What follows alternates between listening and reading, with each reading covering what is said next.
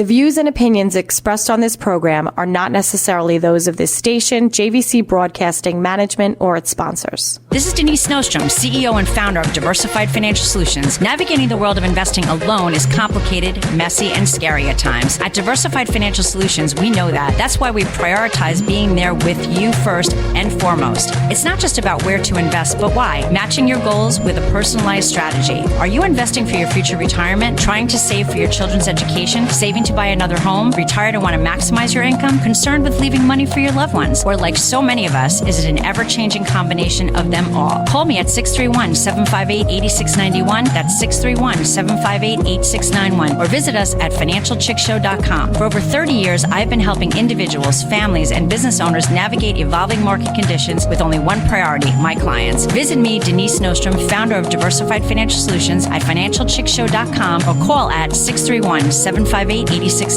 That's 631-758-8691 for a conversation about my most important client, you. Well, happy Feel Good Friday. How are we all doing today? Well, today was a pretty decent day. I wouldn't say it was great, but the sun did finally come out. But then I think it's out. It's gone again. And it's gone. But, at least it's warm. We'll take that. And Zach, how was your vacay? It was good. Good to be back. It was good. I'm glad to have you back. Good stuff. So you went to some ball games, right? Yep, watch the Mets lose in another city. Okay, sorry. Okay, moving right on. But I'm glad you're back. Today, so you got a new outlook on life, right? They fired the manager today. Yes, they did, and very happy about that. Probably not his fault completely, but that's another story for another time. Yeah. Oh, okay. Listen, we're getting a lot of news that's fit to print here, which is fantastic. So, that voice that's bellowing in the background there, we are very excited today to have Assemblyman Joe DeStefano in the house. Very, very exciting.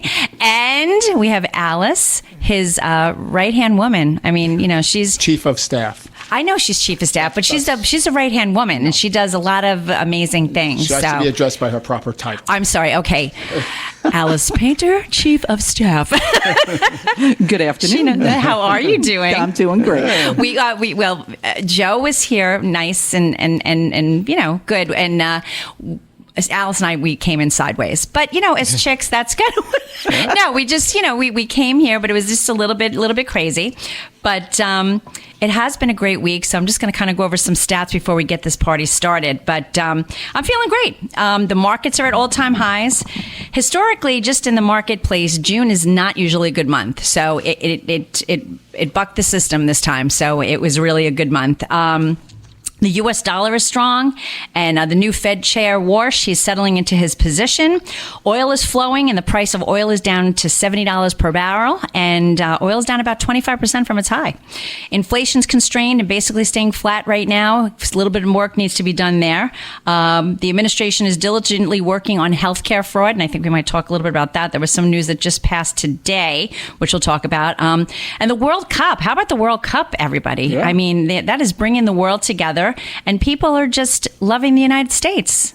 It's really good to see all nations coming together and showing a party, not like the Knicks craziness in the city when they were blowing up the place. Yeah, exactly. When they're out at these venues and they're supporting their teams, it's not a ruckus. They're excited, but it's not like burning down the buildings and burning down police stations and buses and police cars and that kind of stuff. So it's good when they can act like human beings like they're supposed to when they come to venues. And I always wonder, what is the goal? Okay, so we're going to burn stuff down in the place that we live in. What? I really would love to talk to somebody and say, well, why do you do it? I really just don't understand why that would be. Because they want to get on camera. They want to be famous. Yeah. Well, that's true. Yeah. What about the girl that took the garbage can? Oh, my God. She got fired from JP Morgan. She was a DIE person. Yeah. There you go. That explains DEI. I'm sorry. I was like, that didn't sound right. Thank you. Diversified, equity, inclusion. That may explain a few things. Well, whatever. Yeah, you lost a really good job. It's the bottom line for a garbage pail. And then to boot, and everybody looked at her like she was tossing the garbage on the sidewalk. Again, this is where you live and work. What are you doing? For a garbage pail. Geez, just get some blue and orange paint and paint a garbage pail yourself. And she's trucking it onto the train. She's walking down. Oh, I know. I mean, come on, Zach. The New York State the New York City Sanitation Department is giving some of those garbage cans away, and I may have filled out the form to win one. All right, but look at you doing it the legal way. I love legal way. Yes. What she did, not so legal. No. I don't even know. I don't know if it was illegal, but it was just really raw. No. It was just not really normal. But and I love with these phone cameras now. They take videos of all this stuff, and then they just this is the girl that took the phone. Here it is. yeah, Just send okay. it in. Well, I mean, at least she'll lose her job. But nobody gets penalized. I think they may be coming after her for something. I don't know. I don't know that for sure, but I think they said that they were going to prosecute. Gotcha. I think so. Because it's the garbage all over the street, and it's minor theft, but it's still petty larceny, whatever it is. Absolutely. Well, it's like in California, if you steal something under $1,000, you're good to go. I mean, who thinks of these things? Picture someone coming into your house, picking a TV off here, picking a china closet off there, and just like taking it home. Okay, those things are okay. You can take those. Because they're less than $1,000. TVs are cheap now, so you can buy 65-inch TVs. Take two of the TVs then. It's I mean, $1,000. Yeah. Oh my God, I don't know. Crazy. I don't know. It's crazy, but yeah, back to the World Cups. We lost last night. That was but we're not out yet, so that's like a good thing. The story behind that, they were resting their starters. I think 3 or 4 of them have yellow cards. So if you get another yellow card, you get kicked out of the next game or whatever. So they're going into the knockout round now. Right. So if you lose, you're out. So they wanted to make sure they had all their stars fresh and not in jeopardy of getting another yellow card. And then they'd be out of the next game. Gotcha. So. I did not know that. Yeah. I'm really not a soccer fan. Sorry, everybody.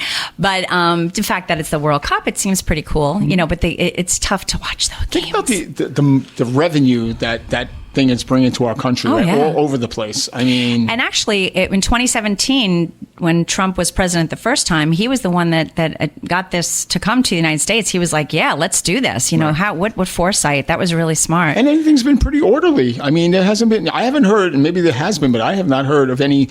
City rioting and all this other kind of stuff with one, because those things do get crazy. Oh, I'm sure. Sports people get very passionate about it. And especially in the foreign countries, the stadiums collapse and all these people get stampeded and all that kind of stuff. We haven't seen any of that. Everything's pretty orderly and people are enjoying it, and it's a good series of things happening. Some upsets. Favorites kind of always winning that are supposed to win. Mm-hmm. So again, it brings the world together with harmony, a little bit of harmony in the world. What's wrong with that? Some national pride. Yeah, absolutely. And I don't know about you, Alice, but I mean, I've never really. I mean, I heard of the World Cup, but I never heard it to this extent. Like I kind of would miss it. Like I know it happens every 4 years. It was never really soccer was never really a big thing. Yeah. So they're bringing it around.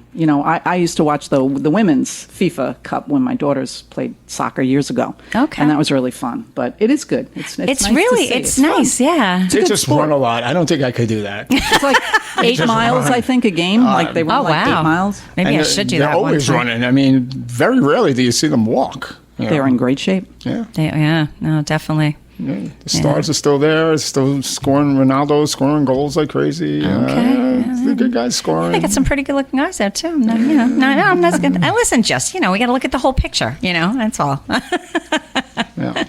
But anyway, so and then hopefully we'll have the vote on the SAFE Act. I know we're going to talk about a lot of these things, but amazing things have been happening. Of course, we're going to bring it down a little bit because we're going to talk about the New York State budget.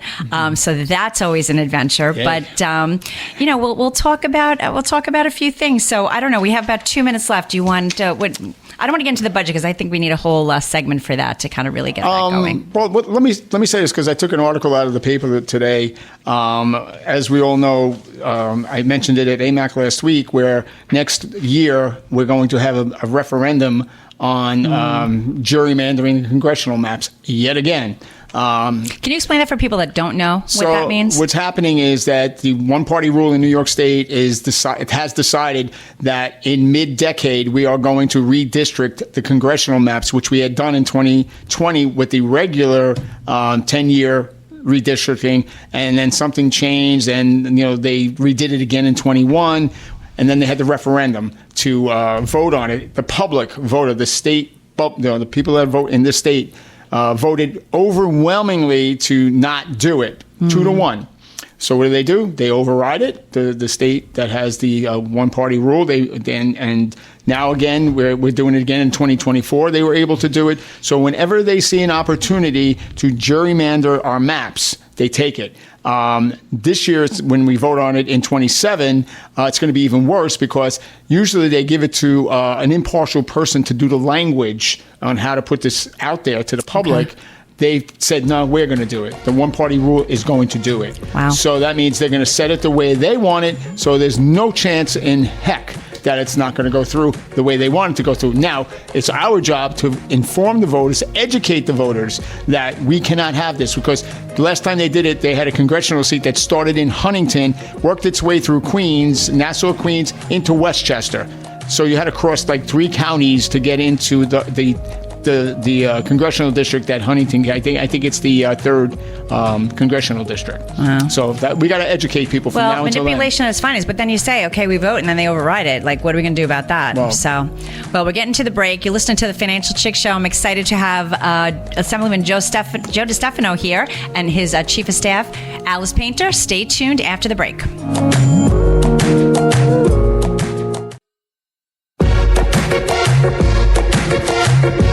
Welcome back. You are listening to the Financial Chick Show, and I'm the Financial Chick. The company is in Medford, and we're here to help you on your financial journey. Things change over time, and we're here to help you adjust to all those changes. So today, I'm so excited. We have a guest. We have 2 guests in the office. Oh my God, I can't even get out of the office. At the studio, it is Friday. I have Assemblyman Joe DeStefano and his Chief of Staff, Alice Painter. So, all right. So before the break, we kind of had to do a hard stop there, but we were talking about gerrymandering and what's happening here. I guess in New York State, basically, that they're powers that be, and we are in a one-party rule, mostly Democrat, and that they're trying to change the lines. And this is not uncommon. It happens throughout the country as well. But, the last time this happened in New York or on Long Island, I guess you could say that we voted as voters, and then the Democrats overruled that. So how can we avoid that from happening? Well, what happened, to go back even further, in 2014, there was a vote to appoint an independent redistricting committee, which was it was evenly matched, 4 and 4. Which makes sense. Right. They didn't like the results that came out of that. Of course they wouldn't. Because it was one of those things where they put it toward one side and they try to make it very even. We represent as Assemblyman, I got to only use my own way. It's between 130, 135,000 voters. That's what we represent. So you got to try and make it somewhere in that. But how you do that is they slice up the district, and depending on what political party you want to give the favor to, that's how it works. So, of course, they always put it towards their side. Okay. They don't like putting it in the middle somewhere, because then they have a vulnerability that they may even lose. Because, again, in most places, we're really out-registered by Democrats in New York, obviously. Right. So the way they make the districts, the election districts, is to favor them over us. And then, so when they don't get the result they want, they said, we better change this. So that's how they get more congressional seats. We only have like 7 now. We had 9, but now I think we're down to 7. Mm. And then you saw what happened in the city this past Tuesday. Yeah. I mean, this is the run of the mill here. This is something that's going to, we got to really keep our toes in the water here, because if we let this happen, they are just going to overrun us, the entire state. And now they're even going after Hochul. Now they said she's next. They've already established that. So I mean, don't you think like the Democratic Party though is a bit fractured at this point, because there's no leadership? If you want to ask me at the moment, I think it's Mamdani who's the leader of the party. That if seems you're like asking it's me, come around that way. He's definitely the kingpin in New York City. There ain't no doubt about that.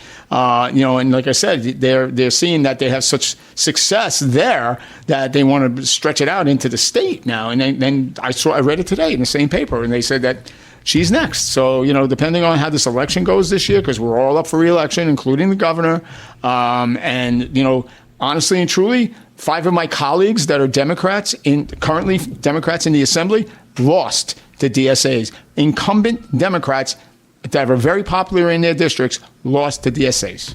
So it's a movement. And right now, if you had to ask me, they are better prepared, better financed, They're more in line with what they are wanting to accomplish, and they're doing it. Where in the other side, in the moderate Democrats, you better watch out. They're coming for you real quick. Wow. So, it's one of those things where they're trying to take over. Their message is horrible. It's communism, socialism, all of those good things. Everything we don't stand for the most part. Even moderate Democrats don't believe in that. They're having a hard time in Washington right now because they have a fear that there's going to be more of them taking over, because right now they're going to get a few more from the city. We just found out this week that we lost 7 out of 8 seats to DSAs in the Assembly. So they had an overwhelming majority to start with. So this is going to make the leadership of the Democratic Party think about how he wants to conduct business this year, because they are the ones that predominantly stifle the budget. And I know we're going to talk about that, but they're the ones that hold out always for the freebies that we always have to give into to solve a budget, so that more of that money flows out to the entitlements and things of that nature. Yeah. So, now he's got more of them to deal with. The leader, Hasty, has more of them to deal with. And they have a bunch of them that are leaving. They have 14 members that are leaving on their own, not even getting voted out. They're leaving on their own. We have 12. There's going to be a huge turnover. Big turnover. There's a huge turnover. Just for the listeners, so DSA, Democratic Socialists of America. Just so people the left of the leftists, the left as it goes. I mean, it's frightening. Again, we're back to the defund the police, and we just see, when the Knicks win, the buses are going on fire and everything. So who is going to intervene with that if we have social no workers. Police? Workers, then sit them down and talk to them and see how they're, how's your day going? How's it going? What's troubling you? I love listening to people on the other side of the aisle go out and campaign. And I've heard a few of them, that are, running, and they say, when I get elected, I'm going to make this part of my area affordable. I laugh at that. I truly, truly laugh at that, because I marked it down because I wanted to be accurate. In 2018, when I took off, I got elected in 2018. My first day was 2019. The budget in New York State was $169 billion, okay? And that was enormous back then, 2018. 2026, when we left Albany, it was $268 billion. $1 billion, what was it, $99 billion more. But let's wait a second. They made a mistake. There's more. They made a mistake. They didn't account for money that was supposed to come from Washington that wasn't coming anymore, to the tune of $9 billion. Oh, my goodness. So now our new budget, our new outstanding budget for the 26-27 fiscal year is $277 billion. Again, 2018, 169. Today's final budget, enacted budget, $277 billion. Over $100 billion in 8 years. And they say, we're the reason why we're in this mess. It's not my party that's in control of the state, it's yours. So when you go out and preach to everybody that you're going to help them with affordability and how they can live better and be safer and those kinds of things, I want to hear how you're going to do it. Well, here's the problem, though. The problem is that people love that. Mondami had the free buses, and, we're going to have rent control or rent subsidies. I don't know. Everything that people like, oh, yeah. But unfortunately, people don't dig deep and don't do the research. And they don't realize that, again, we want to help people. I think as people, we want to help people, right? Yep.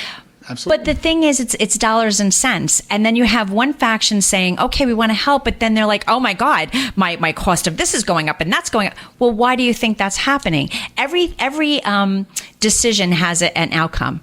And the outcome is sometimes not the thing that you want to do. And it gets them elected, yay, the free buses. But he says he can't do it. And the city is in I'm just talking about the city right now, but the city is in so much debt. It's unbelievable. He calls the governor up when he's in trouble, and she gives him more. That's how this works. She's given him billions in the last year that he's not even in a year, and he's gotten billions out of her to close the budget gap in the city and things like that. And where does most of the money come from? Of course, downstate, us. Well, that's Long Islanders. This is where it comes from. People have been lobbying me for the last 4 years at least that I can remember that they want to make Long Island their own state. I mean, the Constitution. We were just talking about that at the office. I mean, they're saying that we are subsidizing this state. The city is the financial capital of the world, they say. Well, but it's starting to dissipate. Exactly. They're going to Texas. They're going to Florida. So Tennessee, Tennessee's another big one? JP Morgan's down in Florida, and there's just so much going on. They just don't understand economics. They just don't understand. Oh, those rich people. Let me tell you something. The rich people what makes it happen. And they're villainizing Elon Musk. Do you know how many millionaires he's made? Yeah, he's made a lot of money, but no one gave him anything. He has the brains, and he's developed things. What has Nancy Pelosi or she's Elizabeth made millions. Warren? She's made millions. Well, but what has she done? What has she done? What product has she put out? What service has she made? What has she done? How many jobs have they created? Have Exactly. they created any jobs? Zero. No, the millionaires create the jobs. Right. Absolutely. So this are the things that you have to really, from a financial standpoint. I mean, I work with clients, actually. I don't know if I could put it out there, but you both happen to be clients of mine, and I thank you, love you guys. But again, it's all about, I want my clients to be fiscally conservative, and I want my state to be fiscally conservative too. You know what I mean? Like, that's how we make it, we reach our goals. Right. And locally we have the issues with the school board, the school districts, and always raising taxes, and they get a bad rap for that. But the thing of it is, they're always asking Albany for more money, and Albany gives them more money. It may not be what they want, but when they say we don't have enough money, then the governor says, all right, we're going to give you at least 1%. Now we're going to give you you're not going to get less than you got last year. So those are always things that are already in the budget, where they're going to make the budget bigger just by those things alone. Right. So, that's something that you have to, and it varies, and then there's foundation aid, and we can go into that We're forever. a mess, but the thing is, we got to get somebody in there. Hopefully we have a good governor. So, but stay tuned. We're going on a hard break, but stay tuned. We have so much more. We're going to talk about the New York State budget. Yeah.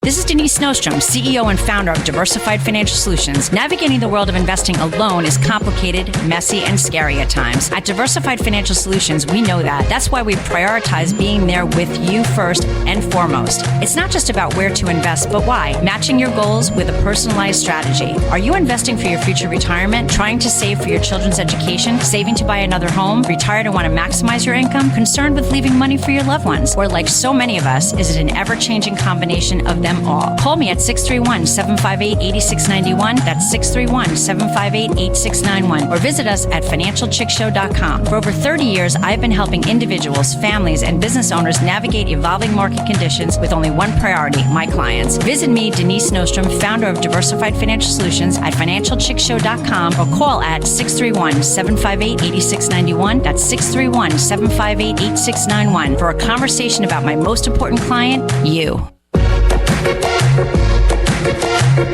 Welcome back. You are listening to the Financial Chick Show, and we have an exciting show today. I have some guests in the studio. I have Assemblyman Joe DeStefano, who is my Assemblyman, and his Chief of Staff, Alice Painter. So we are going to jump right into, I know we've had very uplifting, well, it's been a pretty uplifting show. Well, now we're going to talk about the New York City budget. So we'll bring it down a little bit, then we'll bring it back up before the weekend. All right, so let's do this, Joe. Okay. Come on. What do you want to know? Give me a...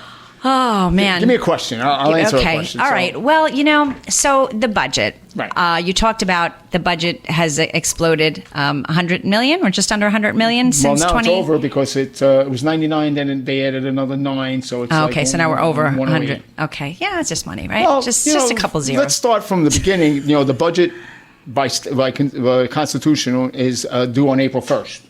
Okay. That's the first part, yes. And how about 57 days late? Okay. And the day after the school budget. Right. The schools had not a clue. Yes, vote. They were guaranteed they weren't going to get less than they got last year, but with everything rising, I've always volunteered myself to get on the unfunded mandate committee. That doesn't exist. But I said, if you want, I'll start one, because I think that's part of our problem, is that there's a lot of unfunded mandates that are handed down to us from the state that they give us no financial support for. And ultimately, it falls back onto the taxpayers to pick up the slack on those unfunded mandates.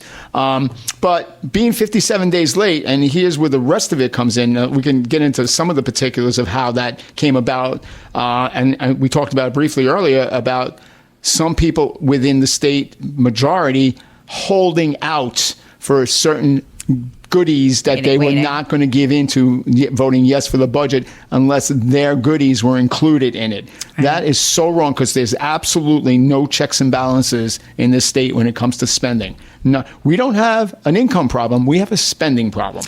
And isn't that always that's typically what it is. It really truly is. You live within your means and we have between your seams. We have out years that we're going to be even worse, because when we do our budget, we have a great team of experts that are economists and things like that, and they see what the income level is, and they say, okay, so based on what we already know, we're not going to have enough money to do this next year, and then in 2 years we're going to be even less and down and so forth and so on.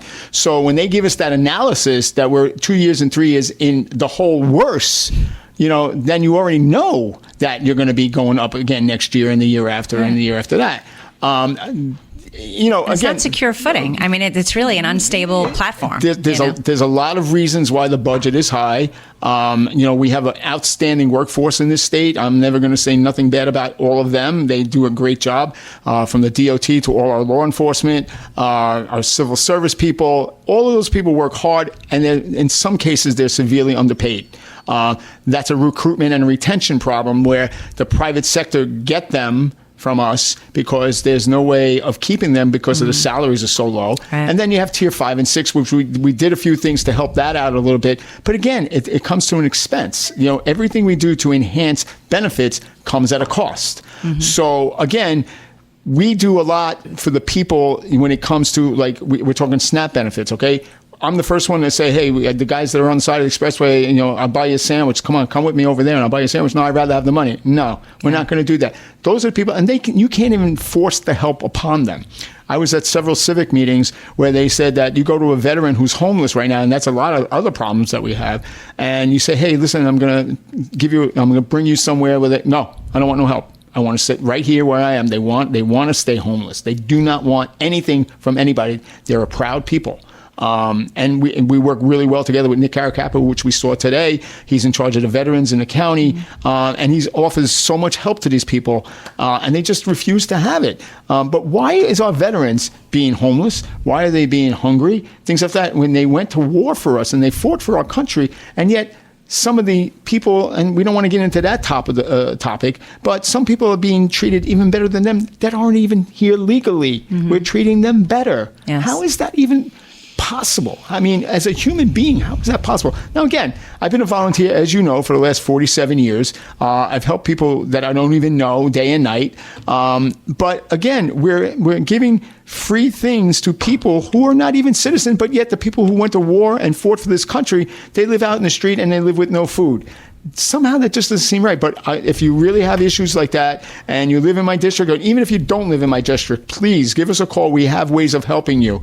If you have food insecurities, we have many avenues to help people that are in. Give the number. So 631-207-0073. Again, 631-207-0073. We have many avenues to try and help people that need help. Well, that's the thing. It just, we look at the broad base purview, I guess, of the parties, and the Republicans want to take everything away. They're always taking things away, and that couldn't be further from the truth.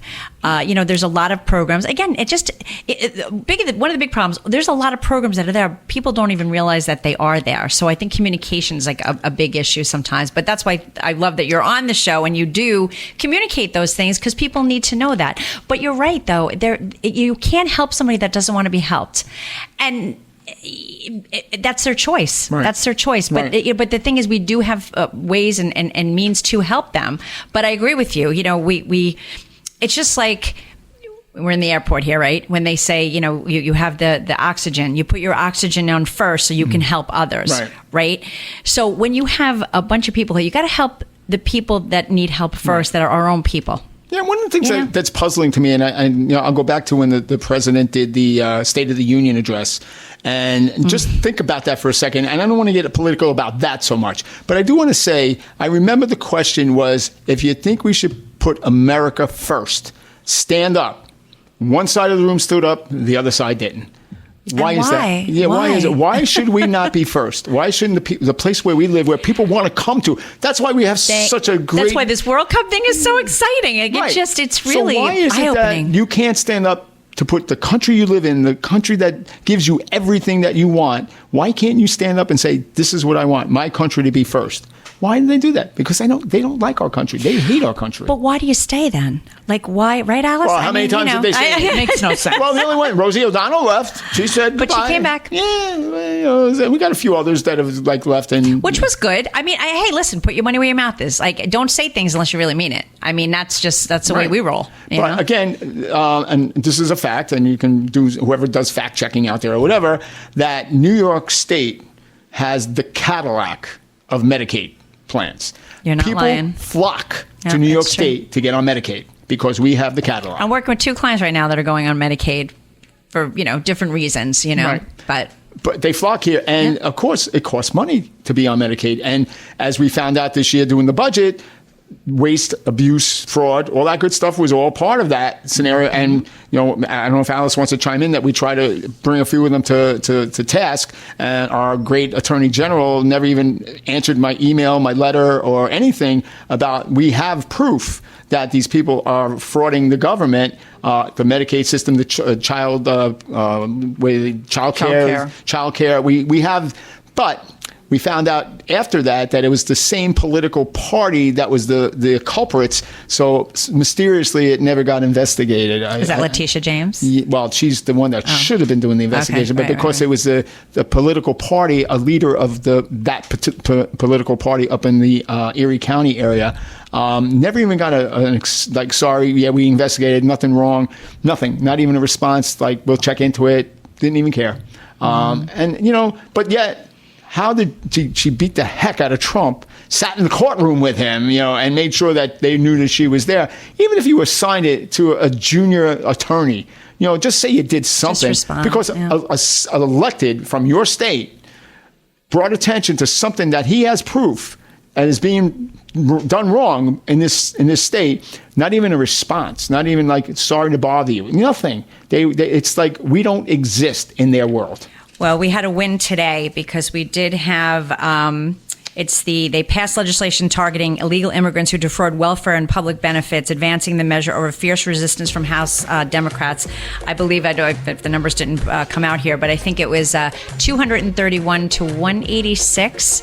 Every Democrat voted no on that, though. I'm shocked. And I'm not, I'm shocked too, but I don't understand. I mean, you want to help your constituents who are having a hard time, that may be homeless, do have food problems. This is a way to bring more money to the area, but you don't want to do that. I guess logic is just not something that's part of our world today. When you have something in black and white and you can prove it, why would you not follow the money? They always say, follow the money. Well, here you got it. Here's the money. It's being wasted, abused, frauded, whatever. Why wouldn't you stand up for that? You're representing constituents that depend on you to be their voice. Mm-hmm. Exactly. How many people are pissed off about that they're not voting the right way? Everybody that comes in my office to meet with me.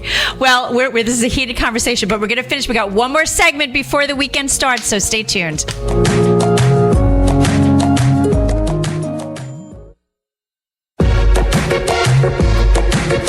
Welcome back. You are listening to the Financial Chick Show. Yes, this is the last segment of the week before we start the weekend. I can't believe it, but my name is Denise Nostrom. The company is Diversified Financial Solutions. We are in Medford, and you can reach us at 631-758-8691 or visit a website at financialchickshow.com.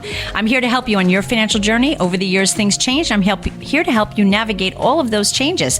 So I love to have guests in the studio, and so we have guests. If you're just tuning in, I have Assemblyman Joe DeStefano with me, and I have his Chief of Staff, Alice Painter, and we have talked about a whole bunch of stuff, so we'll post this show because it's amazing. Jam-packed with information and good tidbits. But we talked about the New York State budget, so we've got some things to do. Some one of the other things, and you were at the warehouse last week. Voter integrity. We have a big issue with that in this state. And I told the story, you were sitting there, and I told the story about how when I went to go vote in my second term, it was like 6:30 in the morning at my polling place. I walk in there, and they asked me my name. I gave them my name. They put the paper in front of me, and they say, sign here. And I says, that's not me. And they said, what do you mean? I said, Do I look like I was born in 1989? I know I have a fairly good complexion and I keep myself pretty well. You look like a young chap. Yeah, I said, yeah, but I'm not 35 years old. I'm 66 years old, you know? So they wanted me to sign where my son is because my son's a junior. So they wanted me to sign where he's supposed to sign. Because think if I would have done that and then, you come 4 hours later, I can... And I'm sure people do it. Yeah, but then again, one person, one vote. You can't get on an airplane. We're in an airport today. You can't get on an airplane without ID, right? You can't open up a bank account without ID, right? When you open up an account with me, I have to see your driver's license. Right. And I have to put that on a document or else the FINRA and SEC will be on my tail. There's a lot of governmental offices you can't get into without showing your ID, but yet you don't need to show an ID when you vote. How ridiculous does that even sound to anybody that you don't have to prove who you are to be able to vote? The most precious thing that we have in our life where we vote for our elected officials. Absolutely. And they just take it for granted. And Doug Smith and I, great Assemblyman colleague of mine, I remember when we were voting, when we were debating this on the floor, and he proved to them, the floor, the 150 Assemblymen sitting there, that we have proof that we have at least 9 people that have voted in every election who are not citizens in the last 3 or 4 elections. They have 9 people that they can verify that wasn't supposed to vote because they weren't citizens. Now, there's the DSAs, and we know who they are now because we just identified them. Right. They are pushing for that more than anything because to them, it's votes. And then city, of all people, they were the ones that started the process of trying to have non-citizens voting. Absolutely. The city started that, and that came out of the DSA network. So again, we really got to be vigilant about this because these elections, we always say that this is the most important election of our time. Everyone from this point forward is going to be, because as we see the tide turning in a different pattern towards socialism, and if you really believe in being a capitalist and earning your money and getting things for what you work for and what you get, instead of the entitlements that they're looking to give everybody. We talked about the buses. We talked about free health care. We talked about all those things. They forget, though, that somebody pays for all of those things. They don't care. No, I know that. But, people have to understand. I mean, so eventually I hope the light bulb does go over their head and they say, wow, oh, yeah, okay, I finally get this. I think there's some people that are turning. I don't want to be negative. I feel there's people that are definitely turning, but at the same time, we have a lot of people moving into the area, right? Or just transplants. I don't know. We call them transplants. Well, yeah. Okay, that works out. Yeah, because one of the most Republican areas is now fully Democrat. They moved out from the city. They're bringing their city politics out here. Right. Little by little, it's being transformed back to a democratic society. But why are they leaving the city, I wonder? Well, because... First of all, I'm sure that they love to live the Long Island life. I love to live the Long Island life. I mean, I preach everywhere I go that come to Long Island. We're trying to get people from Albany that we work with every day to come down here, spend some time, see our beaches, see our restaurants, see everything that we have to offer, because it is a jewel. It's pretty spectacular. It really is a jewel of our state. And then when you see the New York State advertisements on TV, the commercials, Long Island is in there somewhere. They have the Mohawk Valley, they have the Adirondacks, they have the Buffalo area in some places, and Syracuse, but they always have pictures of Long Island and the life that people can live if they come here. The taxes, we all know. The taxes are what they are, but to the city people, taxes don't mean anything to them. You look at somebody, and we went to a meeting one day, or we went to a Longwood day, and I remember Doug, again, one of my colleagues, said that he pays like $10,000 for property taxes in Holbrook, and Nicole Maliotakis, who's a congresswoman from Staten Island, has a house there and pays like $1,200 in property taxes or whatever. The small number, because their property taxes are not like ours. Right. He also tried to introduce a city school tax. Like we pay property taxes for our school taxes. City of New York, they just get the grants from the city and the state, and they say, hey, let's do a 1%. Nothing fancy, 1%, and we tax everybody 1% to alleviate some of that stress that's on the state budget by supporting the school districts and where they get their money from. They won't even entertain it, because 75%, well, I shouldn't say that, 70 members of the assembly pretty much come from the city of New York. So that's almost half of what we deal with. Right. Again, there's power in numbers, as you know. There's power in numbers. And when we try to introduce things that make common sense, most of those things we bring up are common sense. And if it makes sense to most people, it don't make sense to them for whatever reason. There are some things that do, which they take from us. As you know, I'm not one of these egotistical kind of legislators. If I know something's good and I know they won't bring it up, on my name, I will give it to one of them to bring up, and usually it goes through. I do have some help on the other side. They're not all crazy, but for the most part, we try to work together.